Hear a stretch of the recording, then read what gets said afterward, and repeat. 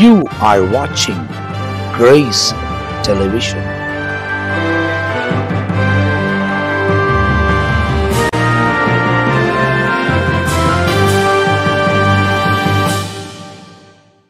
எனக்கு அன்பானவர்களே, இயேசுவின் நாமத்தில் உங்கள் யாவரையும் வாழ்த்துகிறேன். ஆண்டவருடைய அற்புதமான கிருபையினால் ஆண்டவர் இயேசுவின் பாடு, மரணம் போன்ற காரியங்களை தியானித்து வருகிறோம். அனுதினமும் ஆண்டவரை குறித்தும், அவருடைய பிறப்பை குறித்தும், அவருடைய ஊழியங்களை குறித்தும், அவருடைய உபத்திரவங்களை குறித்தும், அவருடைய சிலுவை பாடுகளை குறித்தும், அவர் அடக்கத்தை குறித்தும், அவருடைய உயிர்த்தெழுதலை குறித்தும் அனுதினமும் நாம் அவருடைய வார்த்தையை தியானிக்கலாம். ஏன்னா அதுதான் அஸ்திபாரம். கடந்த நாட்களிலும் உங்களுக்கு இயேசு கிறிஸ்து நமக்காக சிலுவையில் அடிக்கப்பட்டார் என்பதான ஒரு செய்தியை உங்களுக்கு சொன்னேன். அப்போ சிலுவையில் அடிக்கப்பட்ட இயேசு வெற்றி சிறந்தார். அடித்த யூதர்கள் நினைச்சாங்க இயேசு கிறிஸ்து என்பவருடைய சரித்திரம் முடிந்தது என்று. அவன் அடித்து கொன்னுட்டான், உலகமே அவன் பின்னால் போய்கிட்டு இருக்கு, இது என்ன பண்ண போகிறோன்னு தெரியல, இந்த யூதேய தேசம் முழுவதும் அவனுடைய பேர் கொடிகட்டி பறக்கிறது அப்படின்னு நினச்சி பிடிச்சு சிலுவையில் அடித்து கொன்னாங்க, முடிஞ்சிச்சின்னு. ஆனால் ஆண்டவர் சிலுவையில் வெற்றி சிறந்தார். ரோமர்கள் இந்த கொடூர செயலுக்கு தங்களை அர்ப்பணித்ததின் காரணம் யூதர்களின் வற்புறுத்ததால் தான்.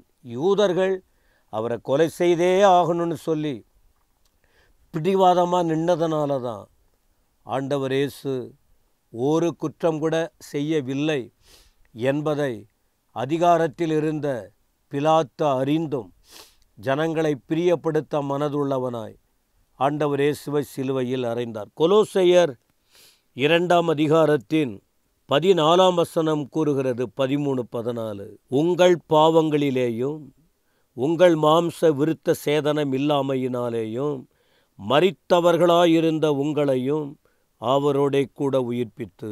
இயேசு கிறிஸ்து பாருங்க, பாரம்பரியங்களுக்கு அவர் மரித்தார். நாமெல்லாம் அப்படி இருந்தோமா? கொலோசோ சபைக்கு அதை சுட்டி காட்டுகிறார். நீங்கள்லாம் பாவத்தில் இருந்தீங்க, அடிமைத்தனத்தில் இருந்தீங்க. ஆனால் அவர் சிலுவையில் மரித்ததினால் அதிலிருந்து அவர் உயிர்ப்பித்தார். உங்களையும் உயிர் அந்த அடிமைத்தனத்திலிருந்து விடுவித்தார். அக்கிரமங்கள் எல்லாவற்றையும் உங்களுக்கு மன்னித்தார். இயேசு கிறிஸ்துவின் மரணம், இயேசு கிறிஸ்துவின் அடக்கம், இயேசு கிறிஸ்து உயிர்த்தெழுதல் எவ்வளவு சிறப்பு பாருங்க. மன்னித்தாராம். 14ஆம் வசனம், நமக்கு எதிரிடையாகவும் கட்டளைகளால் நமக்கு விரோதமாக இருந்த காரியத்தை கொலைச்சாராம். விரோதமாக இருந்ததை ஆண்டவர் மாற்றிட்டார். அப்புறம் சிலுவையிலே ஆணி அடித்தாங்க. துரைத்தனங்கள், அதிகாரங்கள் எல்லாத்தையும் மாற்றினார், வெளியரங்கமான கோலமாக்கினார். அவைகளில் வெற்றி சிறந்தார். அப்போ சிலுவையோடு அவருடைய வாழ்க்கை முடிந்ததுன்னு பிசாசு நினைச்சான், ரோமர்களும் நினைச்சாங்க, யூதர்களும் நினைச்சாங்க. அது நடக்காது. மனிதனுடைய ஆலோசனை, மனுஷனுடைய திட்டங்கள், அதனால் ஒன்றும் நடக்காது. அப்போ என்ன பண்ணார் அவர்? சிலுவையில் வெற்றி சிறந்தது மட்டுமல்ல, அடுத்து பாருங்கள், 1 கொரிந்தியர் 15ஆம் அதிகாரத்தின் 4ஆம் வசனம் இப்படி சொல்லுகிறது. 1 கொரிந்தியர் 15:3-4, நான் அடைந்ததும் உங்களுக்கு பிரதானமாய் ஒப்புவித்ததும் என்னவென்றால், கிறிஸ்துவானவர் வேத வாக்கியங்களின்படி மரித்தார், நம் பாவங்களுக்காக மரித்தார், அடக்கம் பண்ணப்பட்டார். வேத வாக்கியங்களின்படி அவர் 3ஆவது நாள் உயிரோடு எழுந்தார். கல்லறை அவரை அடக்கி வைக்க முடியவில்லை. சிலுவை அவரை அடக்கி வைக்க முடியவில்லை. கல்லறையில் இறக்கி அடக்கம் பண்ணாங்க, அவரை அடக்கி வைக்க முடியவில்லை. ஏன்னா அவர் ஏற்கனவே சொன்னார். அவர் சொன்னபடி தான் எல்லாம் நடந்தது. இப்போ ஆண்டவர் 3ஆம் நாளில் உயிரோடு எழுந்தார் என்பதாக வெளிப்படுத்தின விசேஷம் முதல் அதிகாரம் 18ஆம் வசனம் சொல்லுகிறதை பாருங்கள். வெளிப்படுத்தல் 1:18, மரித்தேன், ஆனாலும் இதோ சதா காலங்களிலும் உங்களோடு இருக்கிறேன். மரித்தது உண்மை. ஆண்டவர் மரித்தார். குறிப்பிடப்பட்ட வாக்கியங்களின்படி. சரி, யாருக்காக மரித்தார்? நமக்காக. யாருக்காக அடக்கம் பண்ணப்பட்டார்? நமக்காக. யாருக்காக உயிரோடு இருக்கிறார்? எனக்காக, உங்களுக்காக. ஆண்டவர் வந்ததே, வாழ்ந்ததே, அடிக்கப்பட்டதே, உயிரோடு எழுந்ததே நமக்காக. ஒருவரும் கெட்டுப்போகக்கூடாது, பிசாசின் பிடியில் சிக்கி தவிக்கக்கூடாது, ஒவ்வொருவரும் அடிமைத்தனத்திலிருந்து விடுவிக்கப்பட வேண்டும் என்பதற்காக ஆண்டவர் செய்த காரியம். ஆனால் மரித்தார், மீண்டும் அவர் உயிரோடு எழுந்தார், அவர் நம்மோடு இருக்கிறார். மத்தேயு 28ஆம் அதிகாரத்தில் ஆண்டவர் தம்முடைய சீஷர்களுக்கு ஒரு வார்த்தை சொன்னார். மத்தேயு 28 9ஆம் வசனம் பாருங்கள்.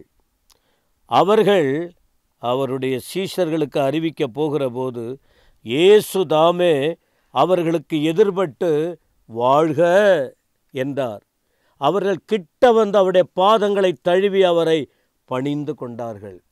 இந்த அதிகாரத்தில் என்ன பார்க்குறோம்?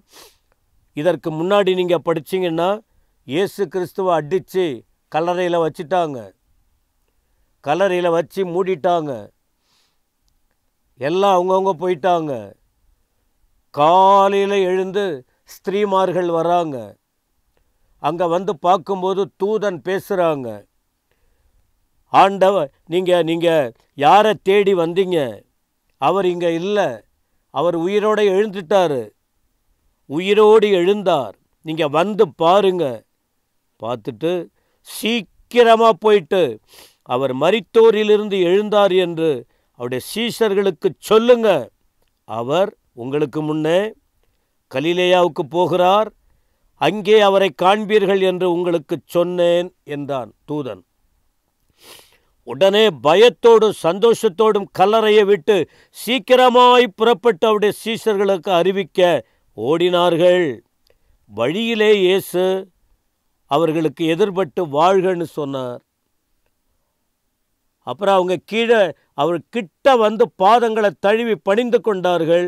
ஆண்டவர் சொன்னார், 10ஆம் வசனம், பயப்படாதீங்க, உங்கள் சகோதரர்களுக்கு போய் சொல்லுங்க, அங்கே அவர்கள் என்னை காண்பார்கள் என்றார்கள். அப்போ ஆண்டவர் குறித்த இடத்தில் அவர்கள் இருந்தபோது 15ஆம் வசனம் சொல்லுகிறது, 16 11 சீஷர்களும் கலிலேயாவிலே இயேசு தங்களுக்கு குறித்திருந்த மலைக்கு போனார்கள். அங்கே போன பிறகு உயிரோடு எழுந்த இயேசுவை கண்டாங்க, பணிந்து கொண்டாங்க, சந்தோஷப்பட்டாங்க.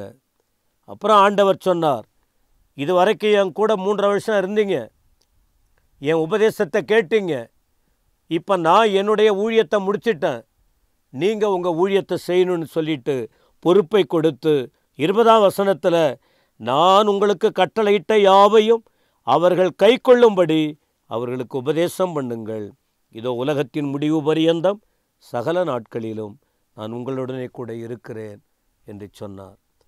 அப்போ ஆண்டவர் இயேசு உயிரோடு எழுந்ததற்கு சான்றுகள் ஏராளம் இருக்கிறது. எனவே ஆண்டவர் இயேசு இப்பொழுது நாம் கடந்த நாட்களில் படித்ததைப் போல மரித்தவர், அடக்கம் பண்ணப்பட்டார், 3ஆம் நாள் உயிரோடு எழுந்தார்.